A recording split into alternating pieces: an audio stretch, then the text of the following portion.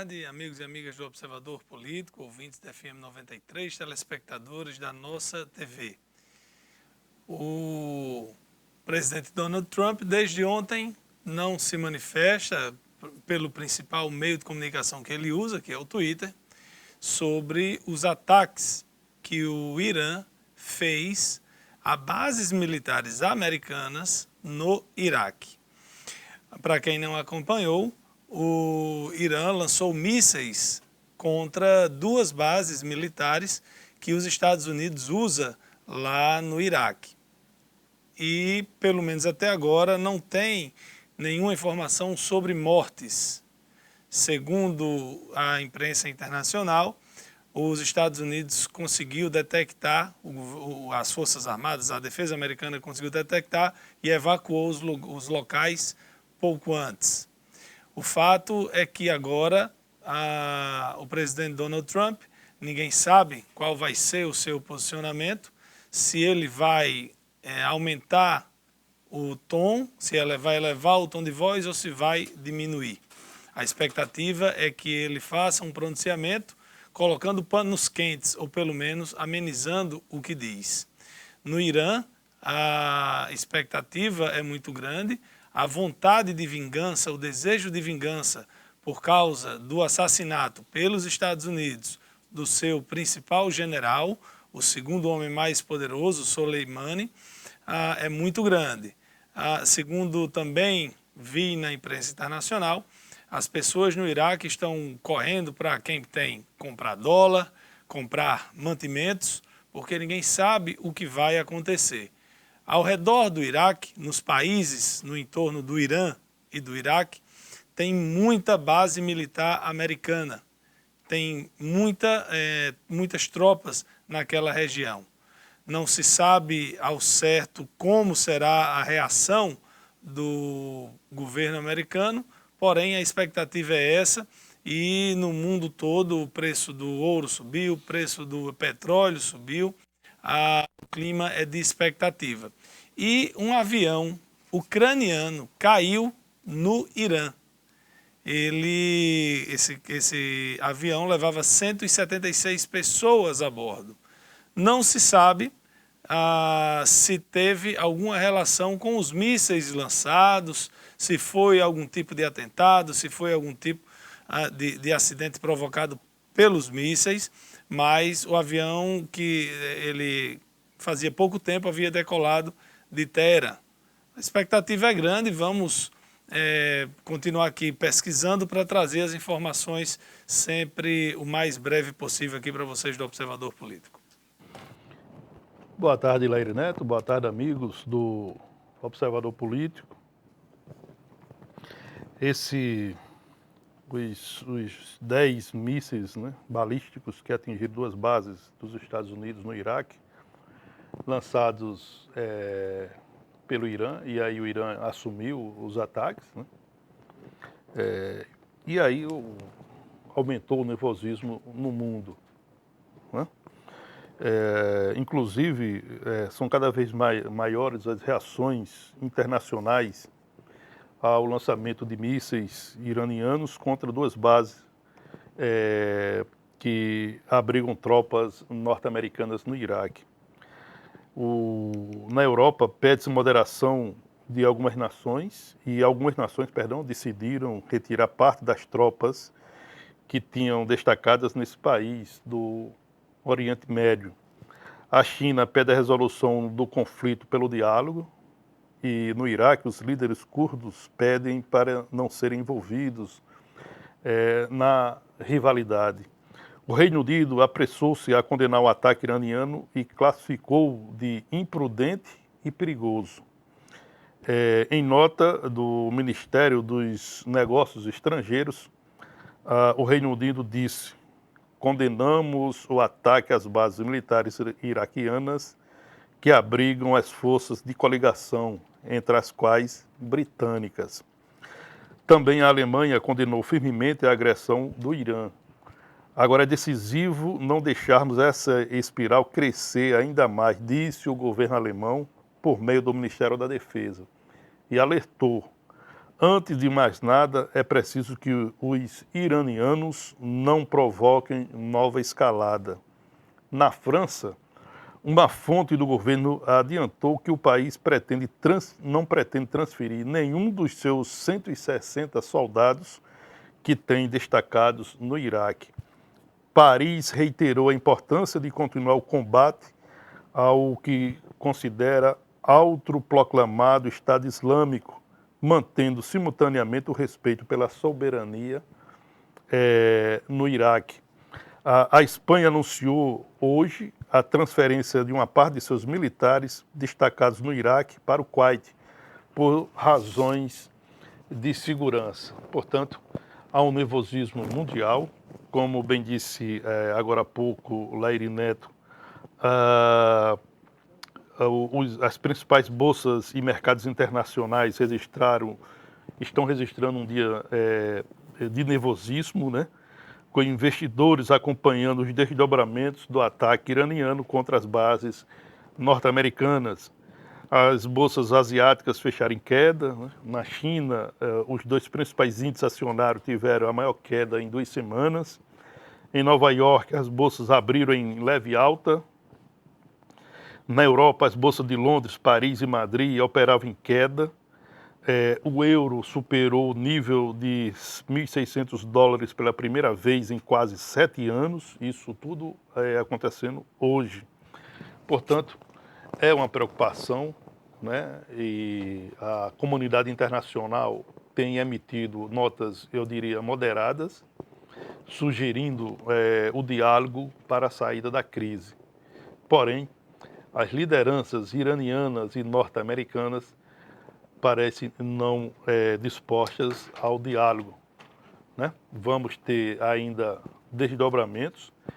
Essa queda do Boeing 737, né, que estava se deslocando para a capital da Ucrânia, para Kiev, vai ter muita repercussão ainda, né? São 176 pessoas mortas. Ainda não há como afirmar se foi acidente ou foi ataque a voo, né? A própria Ucrânia diz que ainda é cedo para conclusões. O Irã já afirmou que não entregará caixas pretas do avião ucraniano à Boeing. Então, são muitas coisas que exigem respostas e me parece que, nesse momento, esses líderes, essas lideranças norte-americanas e iranianas parecem dispostos a apresentar suas respostas através de mísseis. Infelizmente, é isso que está acontecendo. Bom, e uma pessoa, uma diplomata que foi chamada para conversar, foi chamada para dar explicações sobre a nota do Itamaraty, já fez com que o Itamaraty desse uma ré.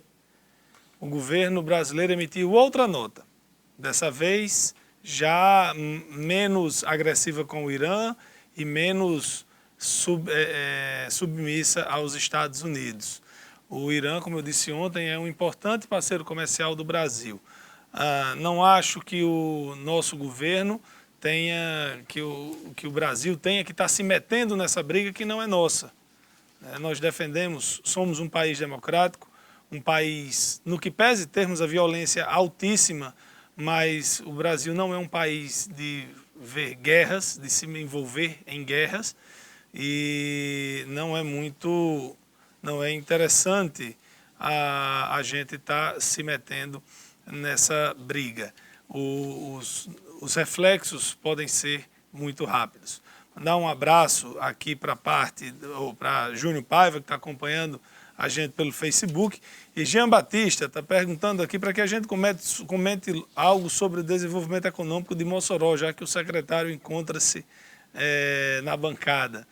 Jean, a gente sempre comenta aqui tanto as notícias mais difíceis como as mais positivas. Mas eu posso fazer brevemente aqui, né? A nossa economia foi durante muito tempo dependente do petróleo e da cadeia produtiva do petróleo.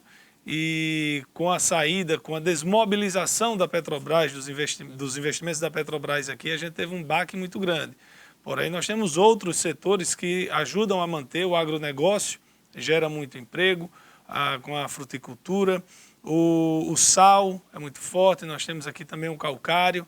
A gente é um polo educacional, temos cerca de 40 mil alunos matriculados no ensino superior. O comércio e os serviços em Mossoró, por ser uma cidade polo, o comércio e os serviços aqui são muito pujantes. E a gente, ontem mesmo eu falei aqui sobre o programa que a Prefeitura tem de atração de empresas, para doação de áreas para a instalação dessas empresas. Porém, há uma falta de apoio do governo do Estado, porque o município não pode dar incentivo fiscal além de ISS e IPTU. Indústria não paga ISS, ISS é só sobre serviços. Então a gente precisa ter um apoio maior do governo do Estado. E a gente tem alguns serviços, a gente faz pesquisas periódicas, a gente faz intermediação de emprego lá na secretaria e a gente entende que isso é um serviço que tem que ser feito de mãos dadas. Nem a prefeitura vai implantar nenhuma empresa, nem nenhuma empresa vai se implantar se não tiver também o mínimo de apoio do poder público. Como sua pergunta é muito genérica, se tiver alguma coisa direcionada para algum ponto específico, facilita a nossa resposta e, de toda forma, muito obrigado pela audiência. Olha, dentro desse contexto, mas buscando uma coisa mais para o Estado, e aí fazendo uma avaliação rápida do ano de 2019, e que precisa ser feito um paralelo do que ocorreu em 2019 em relação a 2018, que foi o último ano da gestão do ex-governador Robson Faria. Vamos pegar aqui a questão de pagamento de salário. A governadora Fátima Bezerra fez propaganda que havia quitado 15 folhas salariais dentro de 2019, o que eu considero a governadora exagerou na dose, Na realidade, dentro de 2019, a governadora pagou 12 folhas, de janeiro a dezembro. A governadora pagou o restante do 13º salário de 2017, que tinha um resto a pagar de 30 milhões deixado pelo governo passado. O 13º salário de 2019, a governadora pagou uma parte no dia 30 de dezembro e concluiu a maior parte apenas no dia 2 de janeiro de 2020, que foi exatamente atendendo os aposentados e pensionistas.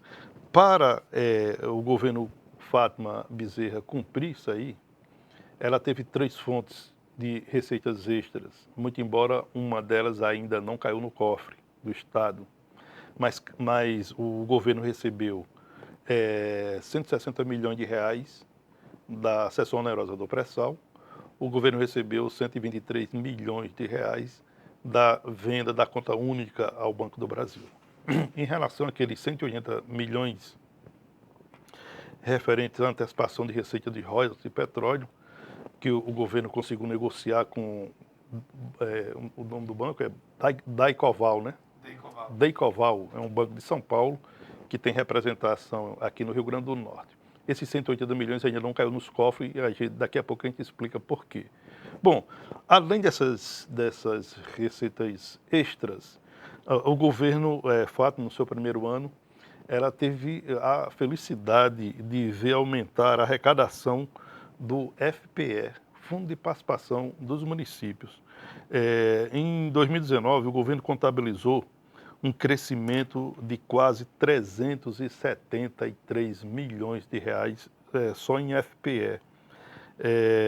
No total, o governo do Rio Grande do Norte recebeu, no ano passado, de FPE, 4 bilhões 71 milhões 148 mil 187 reais e 75 centavos. Um acréscimo mesmo de 10% em relação ao que foi arrecadado em 2018, quando as receitas do FPE do Rio Grande do Norte somaram 3 bilhões 698 milhões 171 mil 371 reais e 44 centavos. Então, o governo teve essa sorte de ter nessa fonte de receita um aumento de 10% em 2019, em relação a 2018. Tudo isso conspirou de forma positiva para a governadora Fátima Bezerra pagar os salários em dias no que compreende o seu primeiro ano de governo. Ela deixou para trás os salários atrasados de 2018, que os servidores não receberam ainda.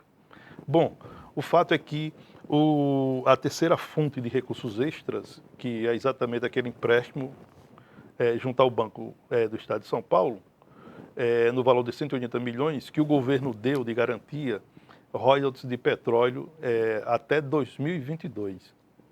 Nesse período de 2020 agora para 2022, no levantamento feito por especialistas, o royalties de petróleo chegará a algo em torno de 480 milhões de reais.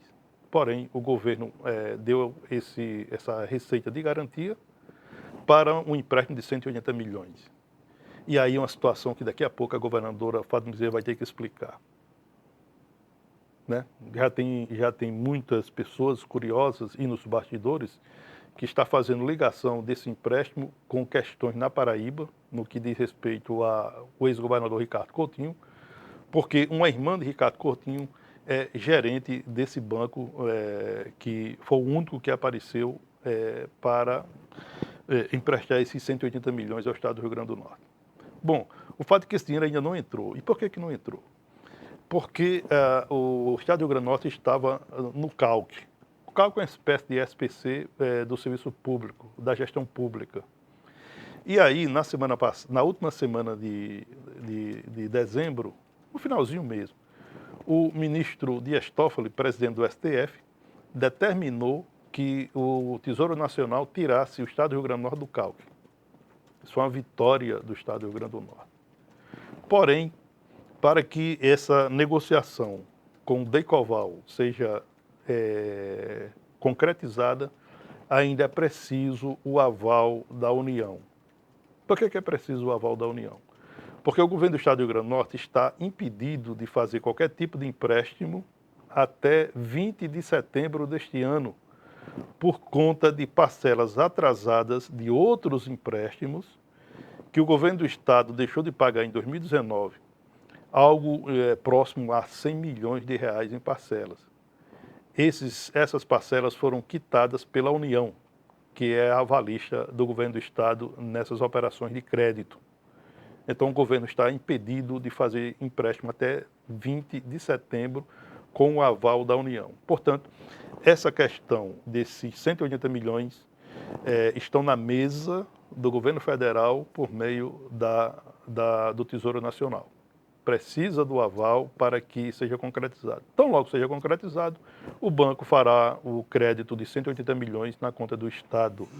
A governadora Fátima Bezerra tem dito que na hora que esse dinheiro cair na conta, pagará o restante de novembro de 2018. O que é que está aberto? Novembro de 2018, os servidores públicos que ganham acima de 5 mil reais líquidos ainda não receberam. Essa soma dá algo em torno de 80 milhões de reais. Quando o CNJ, o Conselho Nacional de Justiça, retomar suas atividades, agora em fevereiro, vai continuar o julgamento do pagamento de férias retroativas de juízes e desembargadores do Tribunal de Justiça de Pernambuco. Nós falamos aqui que teve juiz, desembargador, lá no TJ de Pernambuco, que recebeu no contra-cheque mais de 1.200.000 reais. No contra-cheque, você não está enganado. Não é o ano todo da remuneração dela. No mês de novembro, 853 mil reais líquidos. Pernambuco, mês de novembro. Só que o corregedor Humberto Martins deverá submeter ao colegiado sua decisão sobre devolução ou não.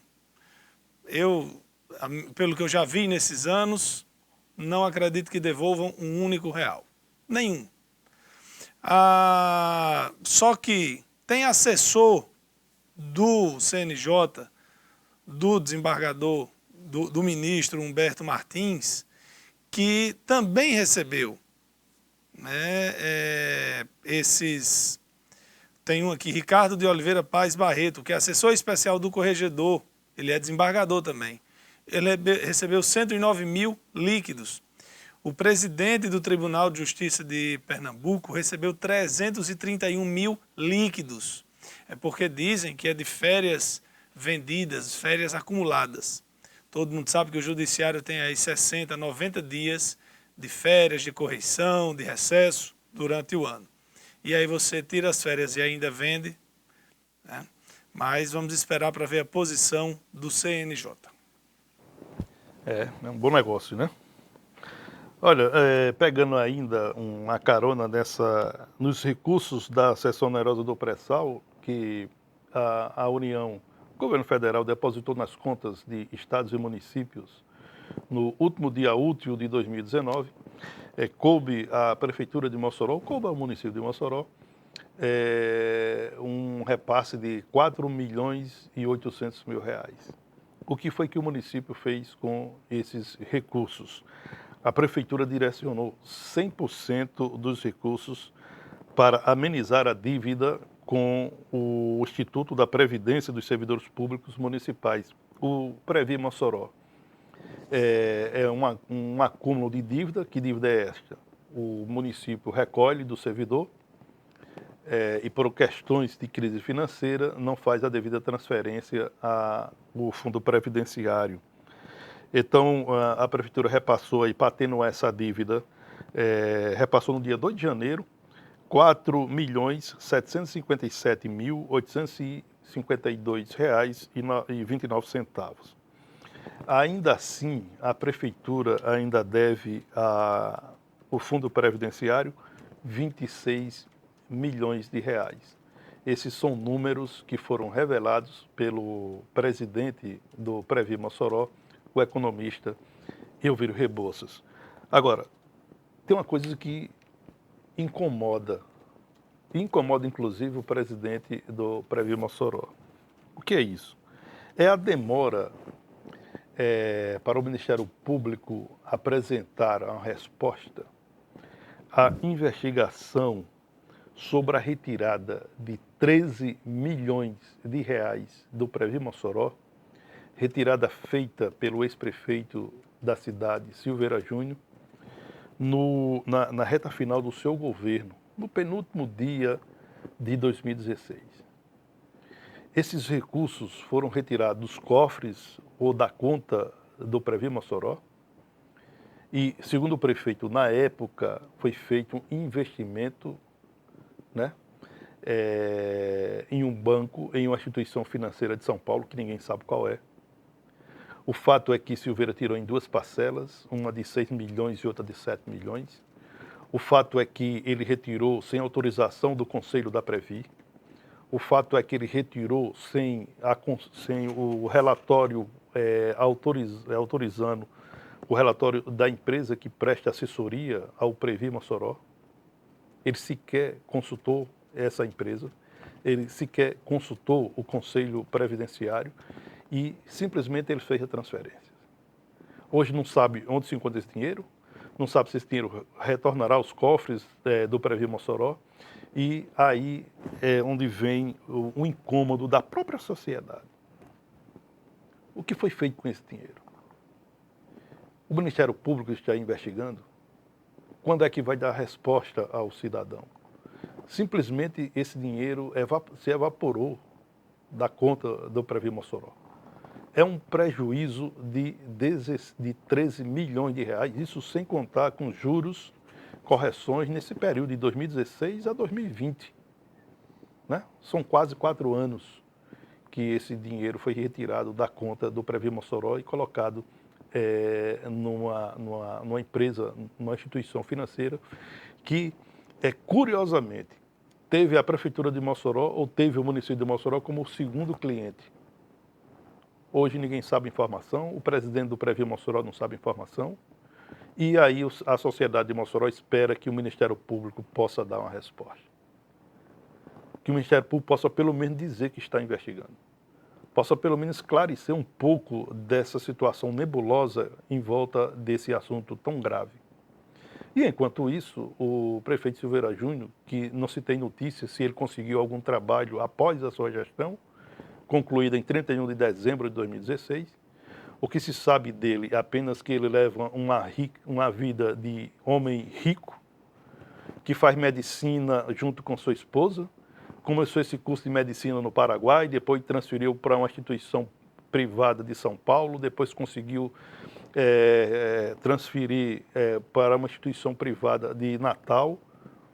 Tem também um filho fazendo medicina e a gente sabe o quanto é caro um curso de medicina. E simplesmente o prefeito vai aí curtindo a vida, o ex-prefeito, perdão, curtindo a vida, e ninguém dá uma resposta em relação a esse caso e a tantos outros casos nebulosos que marcaram a gestão passada. Essa é uma resposta que a sociedade exige, que a sociedade espera e que a sociedade quer. Por quê? Porque foi a sociedade e é a sociedade que ainda sofre as consequências desse desmantelo. Mossoró ficou num buraco, num rombo de mais de 150 milhões de reais.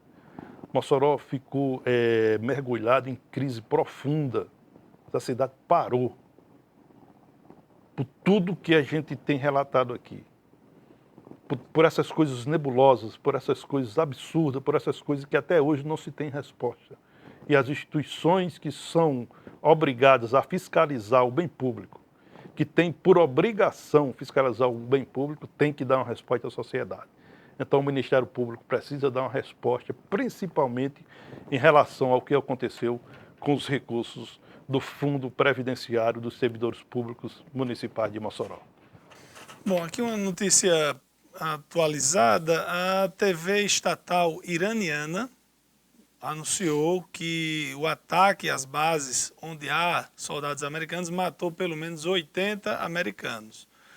As agências de notícia internacional dizem que não há informação nesse sentido, mas também não há nenhuma informação oficial do governo americano até aqui sobre isso. Então, existe essa possibilidade, quem está dizendo é o governo iraniano, mas a gente não tem como ainda afirmar se houve ou não. O presidente americano, ele adora usar às vezes usa uns palavreados até de baixo calão. Por outro lado, o presidente iraniano disse que esse ataque era só um tapa na cara, que ainda viria coisas mais sérias.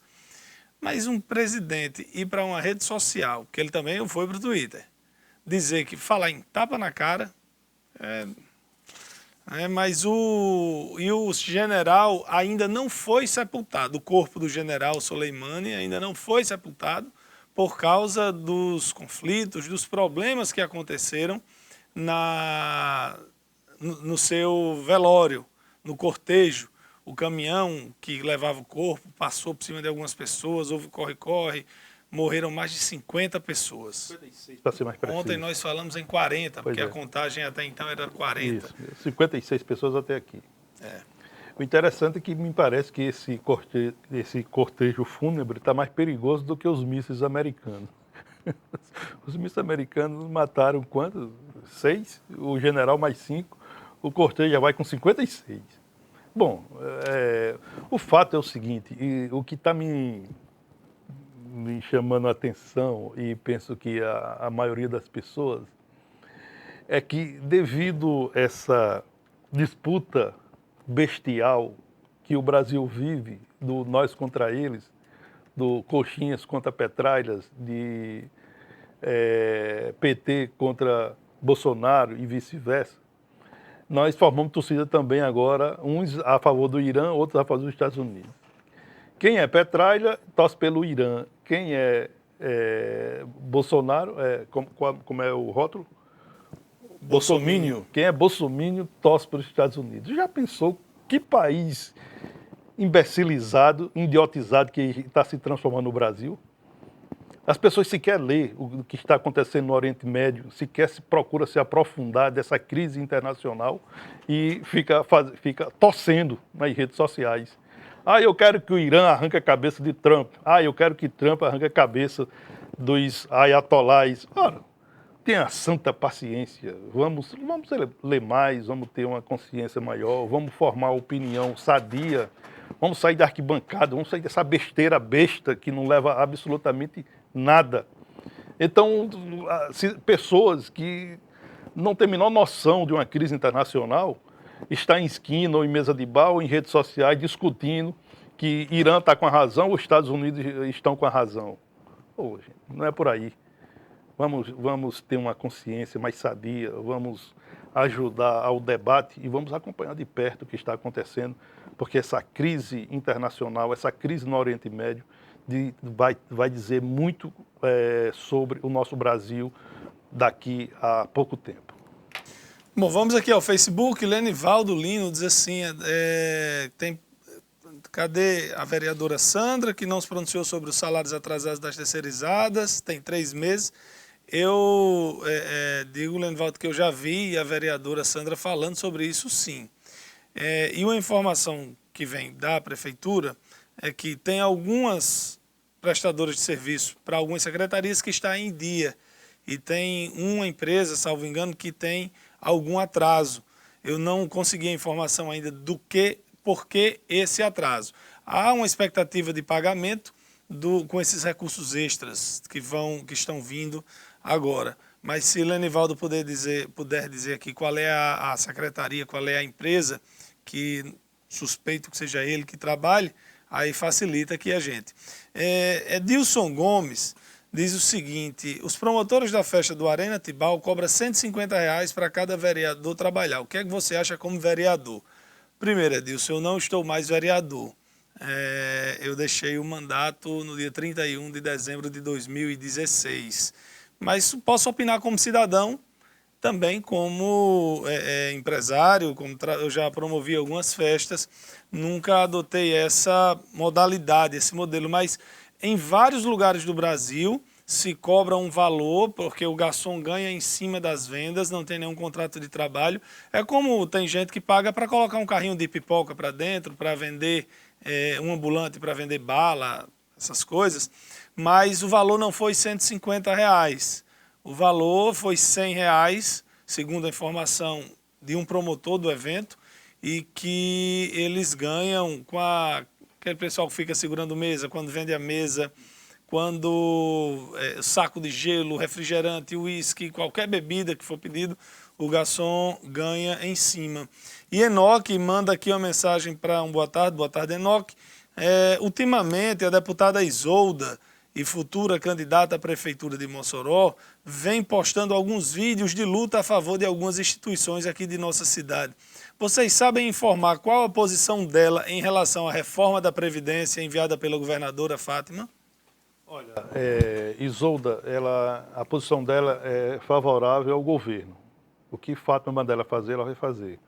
Se Fátima disser vote a favor da Previdência, ela votará. Fátima mandou ela votar contra ou ela trabalhar contra o reajuste salarial dos servidores. Aquele reajuste de 16,38% que o governo de Fátima Bezerra deu apenas para a elite do serviço público estadual. O governo Fátima, com o voto de Isolda, aprovou o reajuste de 16,38% para procuradores do Estado e para defensores públicos. Em relação aos demais servidores, Isolda comandou a retirada de 13 deputados estaduais do plenário da Assembleia para não aprovar esse reajuste para os servidores públicos estaduais. Isolda, precisa entender, ela tem um discurso em Mossoró e tem um discurso na Assembleia Legislativa. Em Mossoró, ela diz que é a favor do servidor público. Na Assembleia Legislativa, ela se posiciona contra. Ela até agora não deu um voto a favor do servidor público. Todas as vezes que foi chamada em relação ao servidor público, ela votou contra. Ela se posicionou contra o servidor público estadual. Contra o servidor público municipal, ela vem para aqui para fazer política, fazer campanha. Ela disse que é a favor do servidor público. É aqui. Mas lá não é. Lá ela não é a favor. Aqui, o município de Mossoró, no ano passado, deu um reajuste linear aos servidores públicos de 3,75%. Sabe o que ela disse? Ela disse que era pouco. O governo do estado deu 0. Sabe o que ela disse? Ela disse que o governo não dava porque não podia.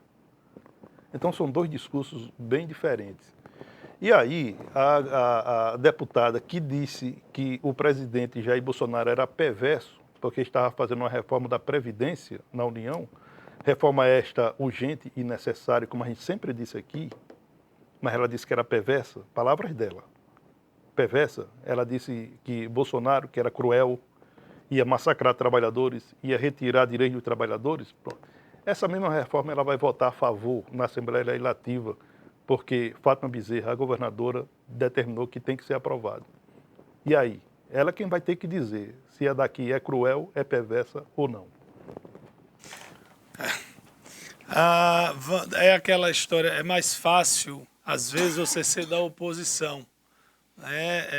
Você não tem que botar a mão na massa, realmente.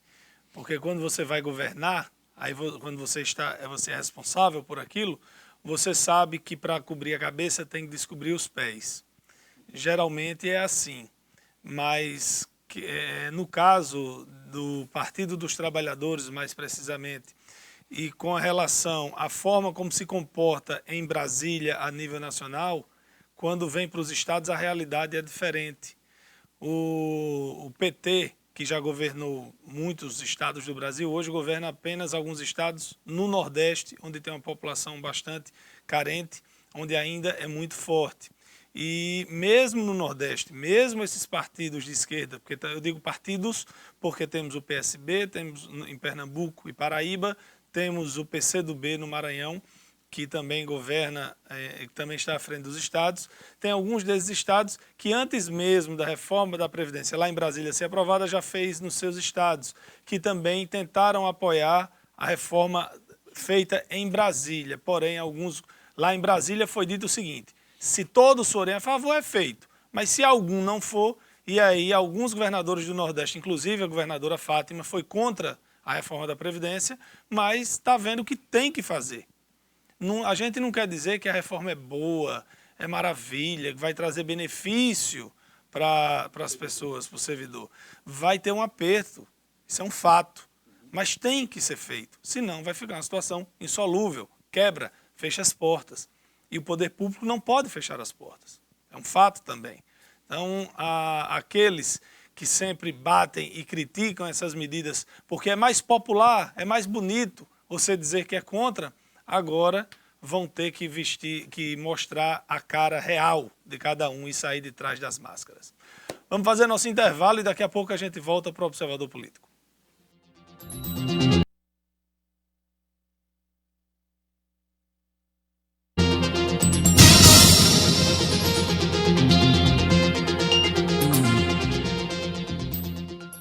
Olá pessoal, eu sou o Valdo Souza, estou todos os sábados a partir das 2 da tarde aqui na nossa TV. Muita alegria, entretenimento, humor, vem com a gente! Oferecimento Miranda Estofados, a loja da fábrica. Conforto, funcionalidade, praticidade e beleza você encontra na Miranda Estofados, loja da fábrica. Os melhores preços, a maior qualidade e condições de pagamentos que você procura é na Miranda. Estofados planejados para sua residência ou escritório, reformas e fabricação com estilo e qualidade, tudo com modelos que combinam com seu ambiente. Miranda Estofados, loja da fábrica, na Coronel Gugel 382, em frente à Caixa Econômica. Deixe toda a sua família conectada com a BrisaNet. Contratando o combo com TV, internet, telefone fixo, você ganha chips Brisa Móvel para toda a família. Isso mesmo, toda a sua família. Consulte o regulamento no nosso site ou ligue 0800 281 3017. BrisaNet, levando o mundo até você. Todos os meses você investe seu dinheiro no trabalho da LBV. Todos os dias, a LBV diminui o sofrimento de famílias em situação de pobreza. Hoje você tem uma nova oportunidade de fazer o bem. Vamos juntos oferecer proteção a quem enfrenta a fome. Colabore lbv.org/diga sim. SAMU 192, boa tarde. Oi, o que aconteceu na cidade aqui na rua, tem gente ferida. O 192 do SAMU não é para brincadeira. Uma ligação falsa atrapalha nosso trabalho e pode custar a vida de outras pessoas. Não passe trote nem congestione a linha. Só chame o SAMU em caso de emergência mesmo. Fale com seus amigos e o pessoal de casa sobre o uso correto do 192 e seja um defensor da vida junto com o SAMU. Há 17 anos, a TCM Telecom está conectando você ao mundo, sempre oferecendo mais facilidade, mais economia com preço justo, muito mais sinal de internet e TV e suporte local. Em comemoração ao nosso 17º aniversário, assine qualquer pacote e pague apenas R$17 no primeiro mês. A TCM tem o pacote ideal para você. Aniversário TCM Telecom, 17 anos, sempre à frente com você. As lojas Mister Capas, sempre com grandes promoções para você. Capas, películas e acessórios para o seu celular ou tablet. Além de uma variedade gigantesca de produtos e agora também com celulares em até 10 vezes sem juros. E baterias originais com 1 ano de garantia. Carregadores por apenas R$ 9,99. Fones de ouvido apenas R$ 9,99. Cabos USB apenas R$ 5,99. Capas para tablets apenas R$ 9,99. Venha conhecer o Paredão Mister Capas, vizinho à loja da Augusto Severo, com capas a partir de R$ 2,99. Lojas Mister Capas, a maior do estado.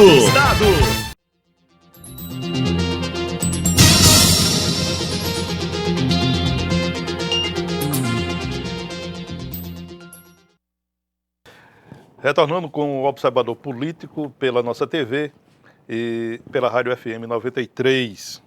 Olha, vou falar um pouco aqui de política local, né? Hoje o vereador Raério Cabeça usou seus endereços nas redes sociais para anunciar que vai se filiar ao PSD. Raério Cabeça, né, no seu novo partido, né, no caso o PSD, ele vai encontrar 3 vereadores. Esse partido já tem 3 vereadores, que são eles: Emílio Ferreira, Maria das Malhas e o Tony Cabelos. O Raério, ele saiu do PRB porque havia dificuldade de diálogo entre ele e o outro vereador do PRB, que é o Didi de Arnaud. Raério é um vereador de oposição, Didi de Arnaud faz parte da bancada que dá sustentação política à prefeita Rosalba Ciarline. Agora no PSD, Raério vai se deparar com a mesma situação. Os 3 vereadores do PSD são vereadores do governo, são vereadores da bancada governista. Emílio, Maria das Malhas e Tony Cabelos. E aí, como é que vai ser? Como é que vai ser a relação? Eu penso que essa mudança de partido eu vejo como necessária para Raério, porque se ele continuasse no PRB, talvez ele não reunisse as condições ideais para a renovação do mandato. Então ele buscou uma nova alternativa, o PSD. É nesse partido que ele vai tentar renovar o mandato, vai tentar o 2º mandato de vereador. Daí ele vai ter concorrência forte dentro desse partido, né? Emílio Ferreira teve boa votação em 2016, Maria das Malhas também, Tony Cabelos, para se ter ideia. Eles vão se reunir num partido só? Nesse momento, eles vão ficar num partido só, no PSD. Certo, mas Emílio é da base governista. Emílio, Maria das Malhas e Tony Cabelos, os 3. Todos os 3 são da base governista. Da bancada governista. Vão liberar Raério para fazer campanha longe porque Raério é um dos críticos mais ferozes. É oposicionista. Ele faz, né? Inclusive, agressões pessoais. Exatamente. A quem ele faz oposição. Exatamente. Então, vai ficar no mesmo partido? Bom, o fato é que, nesse momento, com esse anúncio de Raério, ele ainda não se filiou, mas esse anúncio ele fez esse acordo direto com o presidente estadual do partido, que é o ex-governador Robson Faria, e certamente para ele se filiar ao PSD está indo com garantias. Penso até que esses outros 3 vereadores podem até sair desse partido, né? Eu acho que cada um vai buscar eu acho que eles estão desde que foram eleitos aí, né? Exatamente, eles foram eleitos pelo PSD. Vai ter a janela partidária a partir de março? De 1º de março a 3 de abril. Nessa janela, os políticos comandados podem trocar de partido sem cometer a infidelidade partidária. O fato é que, até 3 de abril, quem pretende disputar as eleições deste ano tem que estar afiliado a algum partido. Isso está no calendário eleitoral de 2020. Mas agora o seguinte, o que eu penso é que esses 3 vereadores do PSD, eles tiveram uma votação muito boa em 2016, inclusive superando até candidatos mais fortes, como o Jório Nogueira, que naquele momento era presidente da Câmara, né? E Jório acabou ficando de fora da lista de eleitos. E Raério, em 2016, ele teve apenas a 26ª votação. A 26ª. Ele se elegeu entre os 21 porque o PRB formou uma boa nominata e essa nominata deu votos suficientes para eleger 2 vereadores.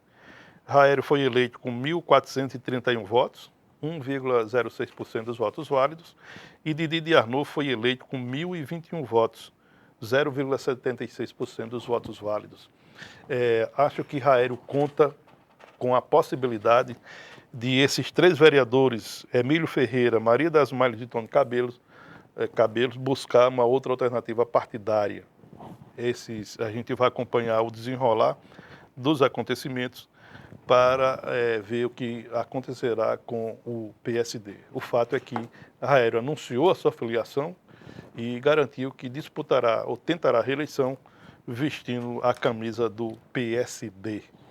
Lembrando aos nossos ouvintes e telespectadores que está rolando uma promoção no Instagram da FM 93, que é o @931 show de rádio, o número 9, o número 3, e escreve tudo junto, um show de rádio, para ganhar aí acessos à festa. São dois sorteios, cada vencedor leva um acompanhante para entrar na festa de Xande Avião e Matheus e Cauã, e também vai ao camarim, vai ser esse sorteio, os ganhadores vão ao camarim, um de Alexandre, do Aviões, e o outro para o camarim de Matheus e Cauã. Só entra lá, tem as regras e participa. Dá uma passada aqui pelo Facebook. Lenivaldo diz que a empresa que está atrasada é a Atos, que presta serviço à Secretaria Municipal de Educação. Lenivaldo, eu me comprometo com você de procurar informações com a secretária de Educação diretamente para saber qual é a posição. Berclis pergunta aqui, sua opinião, Rosalba é imbatível? Na minha opinião, não tem candidato à altura dela. Eu acho que ninguém é imbatível. Você pode ter pessoas que reúnem mais forças, mais condições de tocar a campanha, mais apoio popular. Mas imbatível, eu já vi muita gente que se achava imbatível cair do cavalo. Em qualquer setor, na indústria, no comércio, na política, no direito. Então, Berclis, ninguém pode ter essa imagem de achar que é imbatível. Até porque eleição a gente só sabe o resultado quando apuram-se os votos. Paiva Kennedy diz, em relação à deputada citada, nada mais do que hipocrisia, como diz o ditado, farinha pouca, meu pirão primeiro. Na verdade, no caso da deputada Isolda, Paiva, eu nem diria essa farinha pouca, meu pirão primeiro. É mais um problema, é mais incoerência do discurso para a ação. Por exemplo, Bolsonaro enfrenta muito isso. Quando ele era candidato, era muito fácil ele dizer tudo. Mas agora, quantas vezes ele já disse uma coisa e voltou atrás? É o impacto da realidade dos fatos que faz com que algumas pessoas que em algum momento ou em vários momentos sejam incoerentes, precisem reajustar a sua posição de acordo com os fatos. Também do Ivete Mandeira, que está dizendo aqui, feliz ano novo. Do Ivete, quando começou faz tempo, mas feliz ano novo para você também. A questão de Isolda é que ela vai precisar de abrir mão de uma das personagens que ela incorpora. Ela vai ter que abrir mão da Isolda de Mossoró ou da Isolda da Assembleia Legislativa. As duas são incompatíveis. O discurso das duas são incompatíveis. Em Natal, em Mossoró, ela é a favor dos servidores públicos. Em Natal, ela é contra. Né? ela é contra, ela foi contra a reforma da Previdência da União, mas ela é a favor da reforma da Previdência estadual. Mesmo sabe. Porque a governadora é do PT. Porque se o governador fosse de outro partido, ela seria contra então, também. você vê que ela tem duas personalidades políticas. São dois discursos, duas posturas, né? Isolda, ela grita, né, quando vai atacar adversários, né? E com Fátima Bezerra é diferente, né? Ela é afável, né? Os seus discursos sempre discursos compreensíveis, né?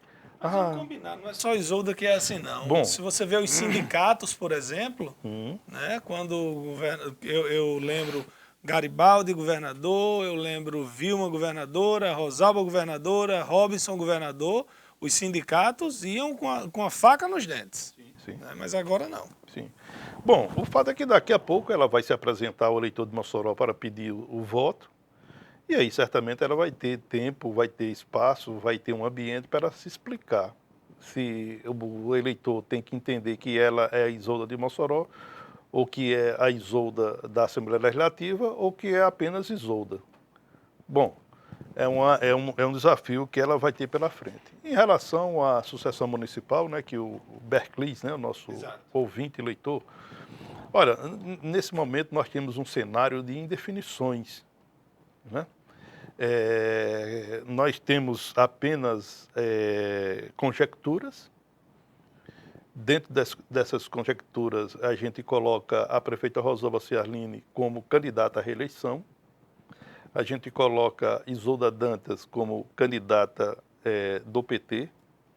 A gente coloca a professora Thelma Gugel como candidata do PSOL. A gente coloca o Gutenberg Dias como candidato do PCdoB, o Daniel Sampaio, candidato do PSL, Alisson Bezerra, candidato do Solidariedade, e ainda tem Jorge do Rosário, que é o candidato do PL. São os nomes que nós temos no tabuleiro da sucessão municipal.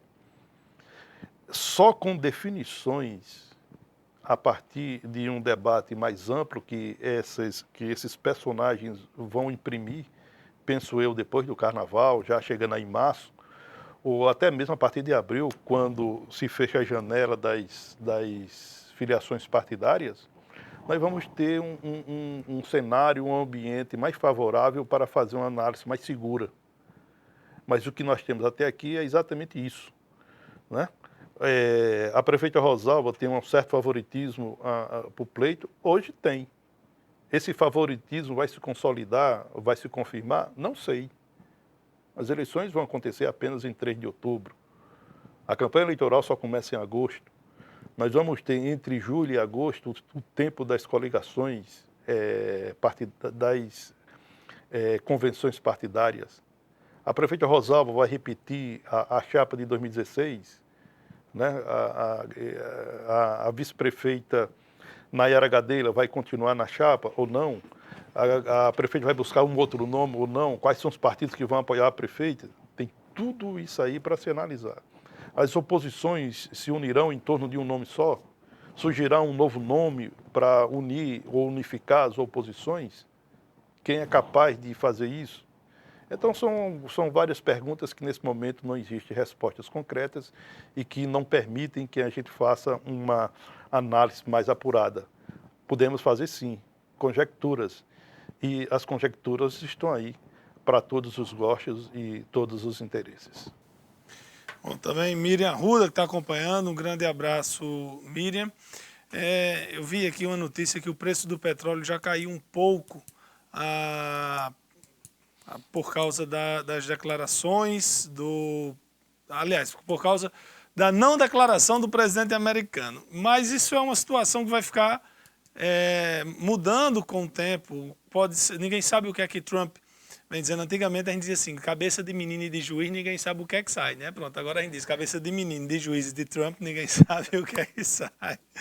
Eu sei que tem uma declaração do premier Benjamin Netanyahu de Israel, dizendo que, parabenizando Donald Trump e ameaçando um golpe esmagador contra o Irã. Israel é um dos principais interessados nisso aí, porque Israel mantém um clima de hostilidade permanente com os países árabes. É um problema muito difícil de ser resolvido, já faz anos que eles brigam pelo petróleo usando a religião como pretexto, e ninguém sabe o que é que pode acontecer, né, daqui para frente, mas vamos pelo menos torcer para que os problemas vão se amenizando, porque guerra não é bom para ninguém. Estamos terminando, né, o programa, 12h59. Ainda dá tempo ainda para uma utilidade pública? Acho que sim, né? Aqui apenas a relação dos bairros que ficarão sem fornecimento de água a partir de hoje e até sexta-feira. A CAERN vai suspender para iniciar a preparação da empresa, né, na adequação técnica para a entrada do mercado livre de energia. Depois a gente traz informações sobre isso. O que é isso? O que é o mercado livre de energia? Bom, hoje começa a suspensão do fornecimento de água no Poço 8, que compreende Alto Xerém, Carnaval, Alto da Conceição, Belo Horizonte e parte do centro. Amanhã, no Poço 27, que compreende Conjunto Van Rosado e o Alto da Pelonha. Também amanhã, o Poço 22, Alto da Pelonha, Urigráfico, Alfredo Gugá e Corte Silva. Também amanhã, quinta-feira, sexta-feira, o Poço 18 será desligado. E aí vai atingir os moradores do Santo Antônio, Barrocas e Bom Jardim. Então, moradores desses 13 bairros de Mossoró, fiquem alerta, porque vai ter dificuldade no abastecimento de água de hoje até sexta-feira. Só que também uma última informação, nosso ouvinte que falou sobre o atraso da terceirizada, informação que eu acabei de receber aqui, que a educação está em dia com a empresa Atos e que a saúde paga amanhã. Talvez, o que é que pode ter acontecido? Pode ter sido pago segunda ou ontem ou sexta-feira para a empresa e a empresa ainda não ter repassado. Mas a informação que chegou aqui da secretaria é: a educação está em dia e com relação à saúde será pago amanhã. Dito. E aí vamos encerrando mais uma edição do Observador Político. Se o homem soubesse as vantagens de ser bom, seria homem de bem por egoísmo. Essa frase é de Santo Agostinho. Uma boa tarde a todos e até amanhã.